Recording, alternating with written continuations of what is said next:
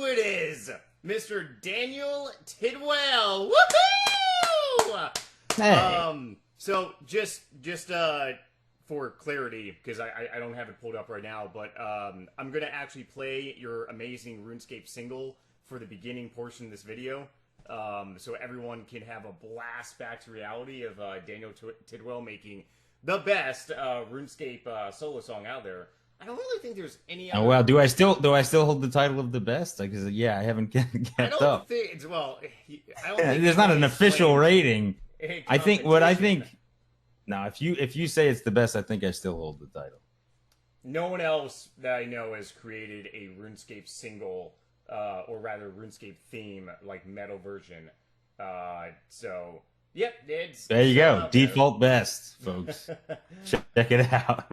Alright, so this is Daniel Tidwell, like I said. His YouTube channel is MetalDaniel03.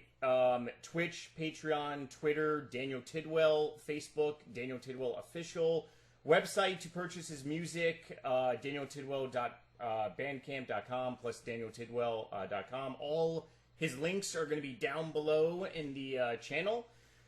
His albums, his releases are Versus Video Games album January 2010, Echoes of the Elder June 2010, Versus Video Games 2 August 2011. This is just literally brain breads. Like, how it doesn't feel like 12 years. Fuck, we're old.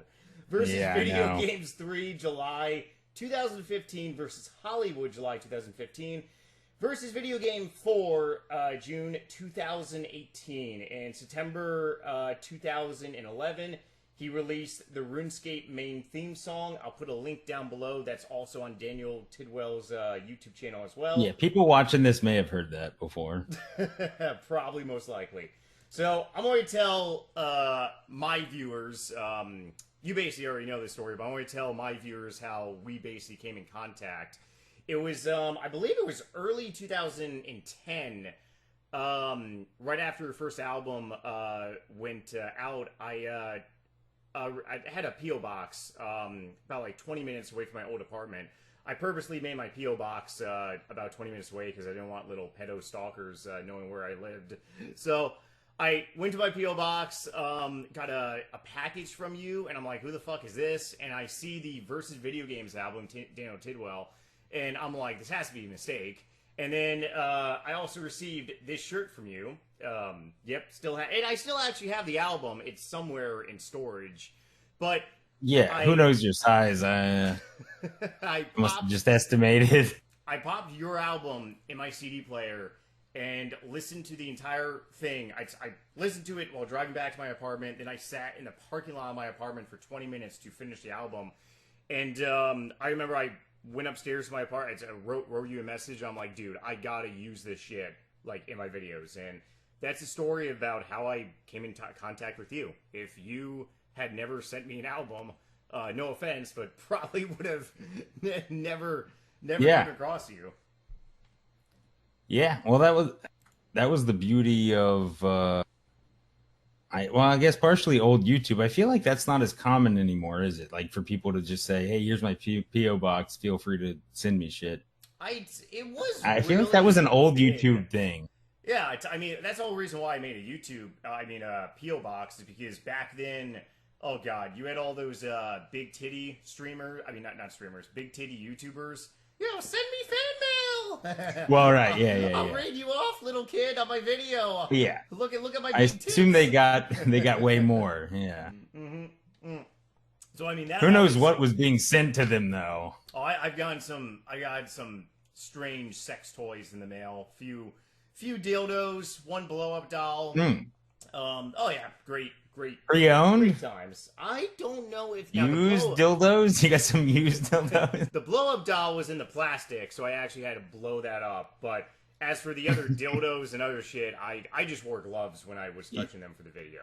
I was... So you do an opening... Did you do an opening on a video and demonstrate the whole sex process? Blow-up doll? Blow-up doll, yeah, and RuneScape sex toys. I did 2 of them because RuneScape's sex toy. Oh yeah, got one package of a whole bunch of anal beads, this big fucking dildo that looked like the American Pie dildo, Johnny West. If you see remember that from American Pie, they thought that she was talking about a dildo, but she was talking about the doll, Johnny West. But the reference has always been this big fucking dick. Then someone sent me a 14-inch big black dildo, which has been always known across my channel as the chocolate wiener surprise. Because I literally opened this damn box, and when you shove those in your ass, do you get more pleasure knowing that it came from someone that enjoys your content? It's a stretch. But knowing that someone... It's a stretch, that's right. Knowing that someone went through the hassle, or I really wouldn't say hassle, and the entire time this sick bastard probably had a smile on their faces, knowing that they actually, one, bought it, maybe used it, packaged it up, and then lied, probably to the postal people, saying, there's nothing contaminated in here, I'm just sending something to NightmareRH. Well, that's part of that's probably why P.O. boxes are out of style these days. It's really a word that would send things. Oh, absolutely. Just imagine what other shit people have gone. Whoo! All right, so... Especially if you got big titties. They'll send you all kinds of stuff. Oh, yeah. Some nipple clamps too. I feel like we can probably most likely talk for like an hour on sick, perverted shit, which I think... If people want to see more sick perverted shit, we should definitely do a recap video. That's the sideshow. Sick perverted shit. But I do have some questions, or rather guided questions that I have for you. Some that I don't think I've ever asked you before, and I know some that definitely in the NightmareRH community, because like I said, you were very, very well known in the RuneScape community, let alone you're very well known in my community. I mean, anyone that has seen one of my videos, they hear the drums beating, guitar solos, and, yep, it's Daniel Tidwell. Question one is, why create video game music? Tell your story about how you got into, like, the whole video gaming music, like, atmosphere and stuff. Yeah, well, I mean, basically... I think so. I started playing guitar, played in metal bands, loved metal, and I'd always loved video games, RPGs, mostly Final Fantasy stuff. And it was pretty much an accident that I didn't know. I didn't know there would be an audience for it at all, really, because I only became aware of people doing it after. There were people that had done kind of similar things before I was covering video game stuff, but I didn't realize, like, I didn't know about it until afterwards. So I didn't even know if there was an audience or not. It was basically just, I'm playing guitar, I'm fucking around on my computer, and uploaded a video, and then that I did the battle theme from FF7. And I mean, I don't know if you would call it viral, but it got way more attention than I ever thought it would. That's the one on your YouTube channel with 3 million views, little over 3 million. Yeah. So yeah, and that was like, I want to say 2006. It might have been. So that was when once I realized there might be an audience for this kind of stuff, I was like, okay, cool. That'd be cool to do. Now, the audience wasn't always quite that big, but yeah, that was kind of the thing that, I mean, if that hadn't happened, in all honesty, I don't know if I would have kept doing video game theme songs or what kind of thing I would do. As I do other stuff, but I mean, I'm mostly known for that still. So it was really just a random day. I just got a wild hair to, I'll do this video. And then since so many people watched it, and I was like, oh shit, okay, people will actually watch this stuff. That's really what made me think there's something there. So I'll keep doing this because I liked doing it, and I love video game music, but I never thought there'd be an audience for that. So once it was like, okay, there might be, then that's the only reason I kept even doing it. I think I probably would have done it. Maybe it would maybe be like a thing where it's, every now and then, hey, this video game song. But otherwise, I probably wouldn't have even done it because I was basically just playing in like original metal bands at the time.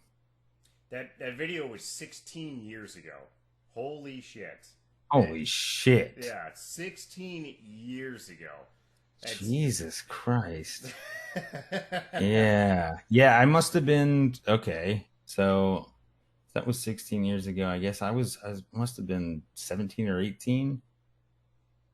Was hoping And then you would have said, I did it for the video game characters, pussies and tits, because there's a lot of little hot little characters on Final Fantasy. It's a very old game. well, sure, you've got Tifa. Some people say Tifa. The pronunciations on the games without voices. It's like RuneScape. But yeah, she's got some big old titties. 10 different things. Oh. Yeah. I'm sure there's plenty of. You know what? That's something I haven't looked up in my porn searches, but maybe I will now. I'm sure there's some cosplayers that nail it. Oh, absolutely. All right. So, besides that aspect, what got you in playing video games in general then? Like actually playing Final Fantasy, or rather, let me ask you this: what is your favorite video game to actually play and stuff, or that you have played? I would say all time is FF7, but I don't know how much of that is linked to nostalgia. Would have never guessed because that's your most most viewed video too, and you do in all the versus video games albums 1 through I mean, like every album I'm pretty sure has like a couple songs for Final Fantasy. So if I had to guess, I would definitely say Final Fantasy. And yeah, I mean I grew up on Final Fantasy too, and that was definitely one of, if not like the best like type series of the games like out there like back then and stuff. So Final Fantasy would definitely be your like go-to type game. Yeah, pretty. I mean, there's some other ones, but the one I come back to time after time, and they come out with new things, and no one even plays it anymore. Came out in 2001. Now it's called Dark Age of Camelot. Okay. And it came out in 2001. It is an MMO RPG style game. Yep. But on and off, I'll like go years without playing it, and then there'll be like, there's this free shard server that popped up. So I still fairly recently have played that. That's probably the most consistent game in my life is that one, because I've made friends on, and then I probably only one friend though that I made on it still plays sometime. All the other ones, have kids and wives. Although actually, no, I think he has kids and wives too. He just still plays, so. Which I applaud. If you have kids and a wife, you can still play. Yeah. One of my friends, he has a daughter on the way, and he pretty much said to his wife, "You know how to change a diaper, right? Because I'm going to be I'm going to be playing some video games." Yeah, she probably like that. He's going to get his ass smacked around a little bit. Were you ever streaming that Camelot? Because I feel like I saw some of your streams a while ago, and I remember that does sound familiar. Can't remember if you told me about that game to check it out years ago, but it rings a bell. I personally have never played it. I just remember hearing the name. Yeah, I never streamed that one. I streamed for a little bit a few years back, leading up to like Kickstarters and stuff that I was doing to kind of try and get some attention, because I was thinking, if I live stream, maybe the algorithm will like me a little more. The amount of viewers, no one really cared. But I did Diablo a little bit. I love Diablo. Mm-hmm. I loved Diablo 2 back in the day. I think Diablo 3 was actually pretty good, even though, it got mixed reviews. Yeah, yeah. A lot of people are excited for Diablo 4 and shit. It's just Oh yeah. the difference of having a PC that can. I mean, even like RuneScape, like RuneScape 3, you need a decent PC now. But it's crazy how like a lot of these old games, you could literally have a fucking toaster with like just a monitor on it. Now you need like you need a little bit better of a PC. Now as for you with the RuneScape community, because I know you're on RuneScape for a little bit. You tried tried it out and stuff. Did you ever get fully into RuneScape, or is that something that you just kind of? Because I mean, you're basically, because I talk to a lot of people on Twitch when I live stream, and like I told you before hitting the record button, when Twitch, it was about a year ago, they were really more strict on the music you could play. I did a 24-hour live stream, and I just put all your songs in my iTunes playlist. So for 4 hours, went through your entire list, and people were like, Nightmare, we've heard this song like 6 times now. I'm like, you better fucking like it, bitch. Yeah, I'd like to apologize to the audience. I didn't put him up to this. I didn't put him up to it. He just did that on his own. Sorry, guys. Couldn't play other. It's the only music that I have permission with. And it's just boop, going into a playlist. But right, yeah. Otherwise, you just get struck and you're done. Oh yeah. As for actually the RuneScape like game itself, did you ever have like a taste for it, or like actual like drive to actually play it? I only played like a few days, maybe. Oh, wow. I barely remember much about it, other than I remember thinking it was. I thought it was kind of cool, but I. You can be honest. How do I word it? It seemed pretty. It seemed pretty apparent that if I got too interested in this, it would take a lot of time to progress. You know what I mean? Like it would be like this is one of these grinds. You should start. You could be literally a gazillionaire. Start a company that gives people advice on how not to be a RuneScape crack addict. Because you only fucking tasted the poison for a couple days. How did you escape? I tasted the poison I didn't even really taste the poison. I saw the poison at a friend's house back in 2005, and I'm like, I am going home. Mom, I need $5 for RuneScape membership right now. And here I am now, fucking almost 20 years later. So yeah, I mean, you played it for a couple days and managed to escape. Well, yeah, I think it's because I'd done it before with Dark Age of Camelot. Yep. In 2001 when it came out, is like there were some some similarities where it's just like some of the mechanics are like, yeah, damn, I'm gonna spend so much time trying to do this, but the pull is there because there's something very appealing about measurable progress. Like, I feel like if in real life you had an actual number or an experience bar or something, whether it's like if you're practicing an instrument or going to the gym or whatever it is, I feel like it'd be much easier to stick to stuff if you could actually see the progress in numbers, because it feels good seeing the number go up. You know what I mean?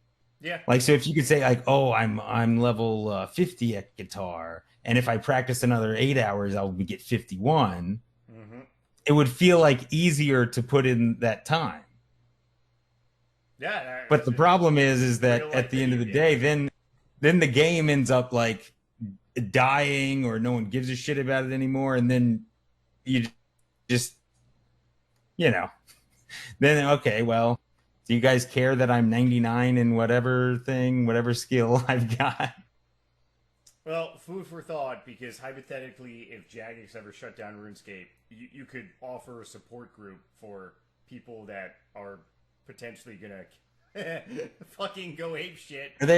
What's the population like now? So, believe it or not, RuneScape has it's really not so much about like so it's all about how much. Did you know that Jagex is worth? Well, they actually went down a little bit, but last year at the highest, they were worth $500 million. $500 million.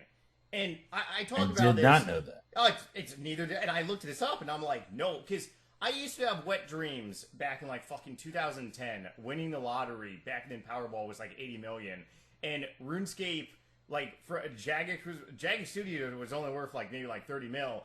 And I'm like, oh yeah, I'm gonna pay my taxes. Yeah, and I'm gonna buy RuneScape. I'm surprised they never sell. I'm surprised they didn't sell. They never went public, but they've definitely sold their company to investors. They're still a private company, but they make all their money by the treasure hunter keys. On RS3, you can buy you can buy these keys that basically give you experience, basically pay to play. So the more money you pay, the more EXP you get quicker, bonus EXP, double EXP. So they did a whole bunch of that. They were ahead of the curve on the smartphone thing. Microtransactions. There you go. So yeah, they're worth right now. I think they're worth like 450 mil. Should I be blaming Jagex for popularizing that? I mean, considering the fact that you download a mobile game now. Oh, so fun. Oh, click here for more experience. $20. What? No, but theoretically, it costs $20 to eat at fucking McDonald's now too. So true. Experience McDonald's. But that's the problem. Once you get hooked, though, games that I was legitimately hooked on, I would have spent a shitload of money to progress in them. Because I would already spend a full day to progress. So if I say, "Oh, what's $20?" If I'm spending a full day on trying to get shit, then it makes sense. Once they get you hooked, you're screwed. It's even better than the subscription system as long as the players stay active. Oh, absolutely. And that's also the whole thing of why Jagex as a company has progressed so much is because they've, figured that out.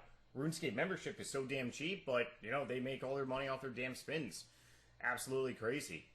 I did want to ask you this, and this was one of the questions I was actually really excited to ask you, because so my favorite album by you was, is Versus Video Games 3. I just feel like you did way more songs in that album than the first two albums, but it was also just like I want to say like more faster, like metal type pace and stuff, as like a traditional metalhead. Just it reminded me of like, because my favorite type of metal is really thrash metal, like going back to like all the old school fucking metal bands. That album reminded me of just like that time era. But out of your albums that you've done so far, which one would you say would be your favorite? And do you have a favorite particular song that you did that just basically wet pop? Yeah, that's a good question. I know what you mean about that, because let me think for a sec here, because if I'm trying to think, like, if I had to show one song, it's hard because if I had to show. I've been asked the same question, and it's like, oh shit, man, I don't even know if I can do this and stuff. Yeah, I'm trying to think, like, if there was one song I could show someone to be like the least embarrassed, hey, this is what I do. Which one would it be? Or let me ask you this: if you had one song to show a chick at a bar, like if a girl came up to you, a chick at a bar, that's different. So all right, well, I recently did a cover of Blinding Lights, so probably that. Chick at a bar, I'd probably show her the recent cover of Blinding Lights, even though that'd be cringe too. I think showing her any of my stuff would be cringe unless she specifically asked. Even then, maybe a little cringe. But if I had to show like a metalhead one track, that's a really good question. Because the problem is with all of them is like in the beginning when you start working on it, you're thinking it's just fun and it's like this is probably like the best thing I've ever done. Mm-hmm. And then by the end, you've heard it so much and you know every part of it, so you fucking hate it, and you're not sure if you should just scrap it. So it starts from like, okay, best thing I've ever done. All I really hope is that I can put this out before I die. And then, you know, by the end, you're like, I don't even know if this should be released. So a lot of my favorite stuff is like the older it is, the longer ago I did it, the more I tend to like it because I've forgotten the whole process of how it came about. I will say that the songs that I've shown to people, like just a couple friends, one of my friends, he does a podcast where him and a group of friends just review, music, and I sent him Terra's theme off your third album, and he's like, "Yo, bro, you got a link for like more?" I'm like, "Yep, here you go." So I tend to give people like your Final Fantasy covers. Because in my personal opinion, I think all your Final Fantasy covers, you put like and yeah, I could be wrong, correct me if I am, but it seems like you put like a lot more time and thought like into all the, your Final Fantasy covers. Just kind of like how I put a lot more thought into RuneScape gaming than I would, let's say Resident Evil gaming or something like that. Yeah, I think that's true. It's like the more attachment I have to a thing, I think, uh, yeah, I'm a little more picky about what ends up going out, and like I'm a huge Nobuo Uematsu fan, and Mm-hmm. and that era of Final Fantasy soundtracks, especially, is like some of my favorite stuff. Just like the compositions, and yeah, I think you're probably right about that. Uh, because a lot of the other stuff, well, some stuff other than maybe Mystic Quest, but other than Mystic Quest, which wasn't Nobuo, uh, other than that, none of it's metal. None of the core of it is like that sounds kind of like a metal song usually. Mm-hmm. Maybe like the boss theme from FF7 and stuff like that, but for the most part, it's like some of them are really easy for it to be like, okay, this is the obvious way to do it because it's already kind of a metal song. Mm-hmm. So you just play the instruments and kind of make it. And then the other ones, it's like, okay, I feel like it could be, but how the fuck am I going to make this metal?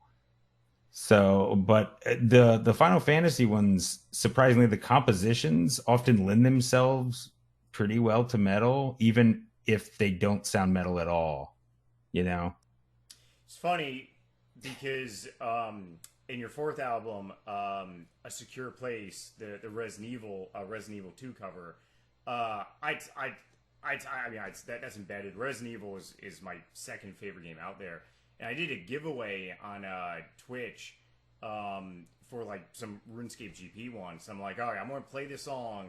It's a song by Daniel Tidwell. Guess the video game that's from. The amount of people were screaming like shit like that, and I'm like, seriously? Like, is there no like old school gamers that? But like, you have to play like the old Resident Evil games to actually know. You have to be like an old school gamer. Like someone who grew up like we did. You got to be at this point old. Yeah, basically, pretty much. You got to be in your Yeah, fucking mid-30s. yeah. Or I fucking would early bet both of 40s. our audiences, the demographics track right with us, basically. Pretty much. So, but yeah, like all these people on Twitch, they're like, no, it's this, and I'm like, yeah, hey, I'm not gonna drop this GP and stuff, if you don't tell me, what. So, anyways, one person finally got it, but it was already like 3-4 minutes went by, so this person could have easily fucking just, YouTubed it or something and stuff, but. Yeah, It just try to Shazam or whatever. yeah, I it don't just know if it would pop up on Shazam.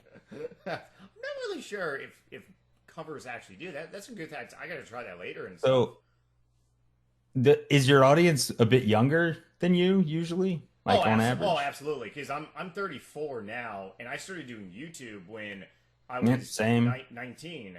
So it's funny because your audience moves up with you, like you said, but my audience right now is in their mid 20s. But like you miss like 10 years, because you got Resident Evil in 1998, Resident Evil 2 99, I think, or 2000. So yeah, like Yeah, if you didn't just a few play, years. Yeah, it seems yeah, like. But if you're even 5 years off, hmm what was like the biggest shit when we were old enough to appreciate games, they would never even probably come across really. believe it or not, 'Cause- there are new gamers out there that have never even held a PlayStation controller for Final Fantasy games. And right? Yep. it's like if I ever have like a kid and stuff, like I still have my old game stations consoles. I am putting their ass in front of the TV and saying, "You will play like these games: Final Fantasy, I like that. Kirby's, oh yeah, Well, all the old school stuff." the one that really fucked me up when I thought about it was, okay, check this out. Back to the Future, of course, Yep. Oh the yeah. movie. Okay, we're further away from when the movie was released than from hmm 55 was when he went back. So Yep. he would have, if he went back from here, it would have been longer to get to where the present time was. You see what hmm I'm saying? Yeah. 85 to 55, 30 years. But at the time, it's like, oh, he's going back in time. Isn't all this shit so old? But it's already longer ago to go back there. That to me seemed weird.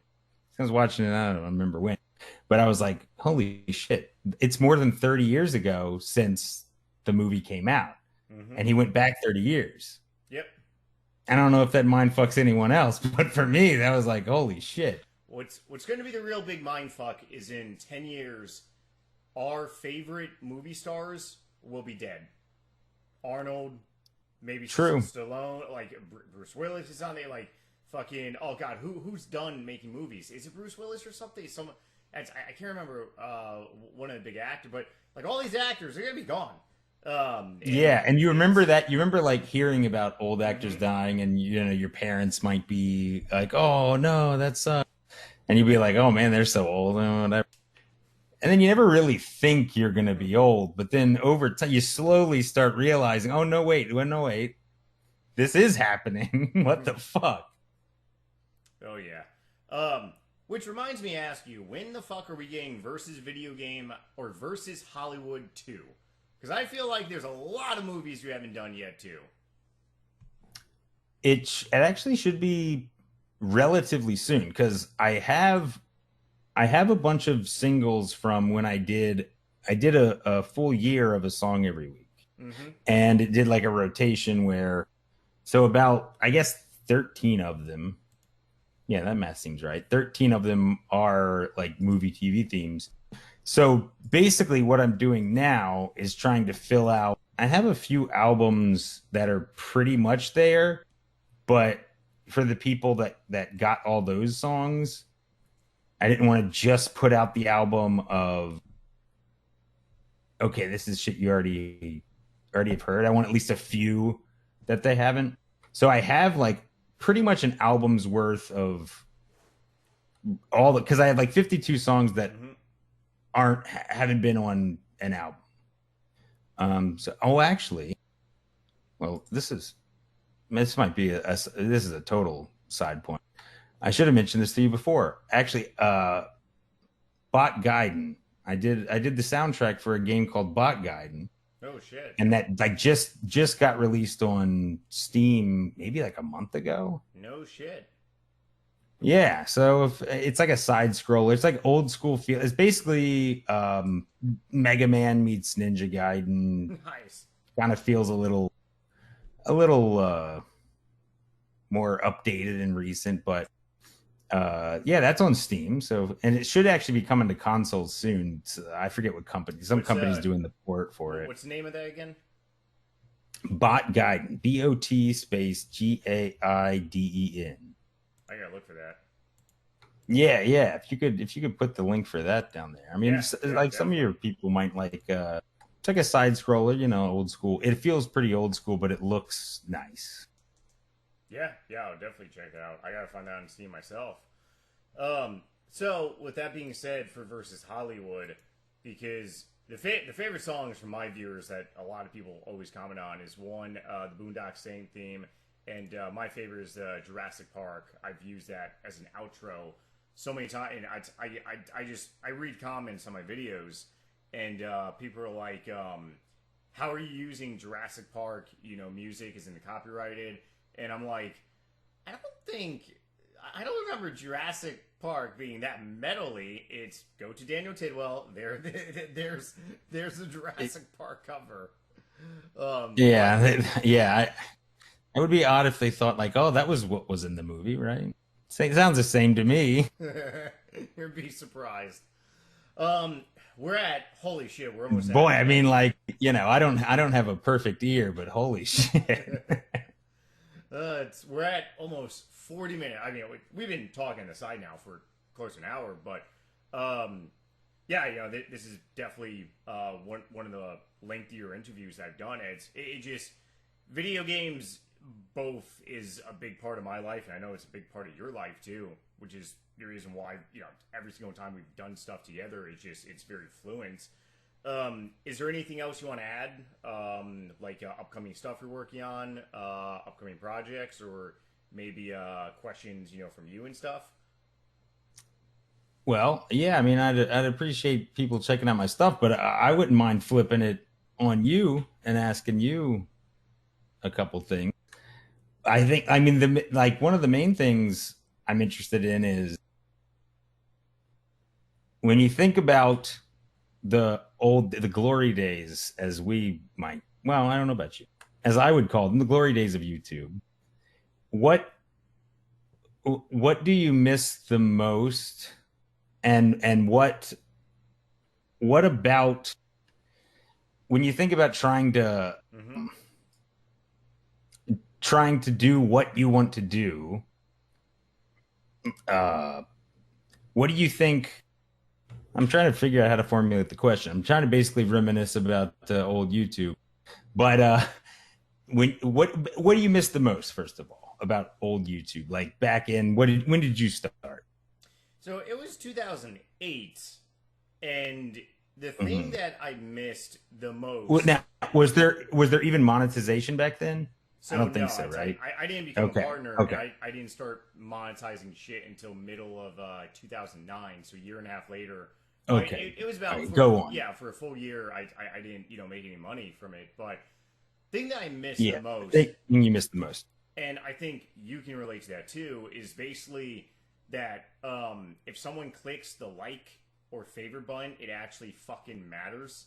Now you like it, or it's not even a like. It's back then it was rating. Yeah, it was the stars. Give me 5 stars. People. Yeah. Give me 5 stars, and make sure you click that heart. But that shit actually would matter. And I say, I tell people all the time, you know, I say, hey, you know, if you guys want to thumbs up this video, I appreciate it, but it just does not matter anymore like it used to.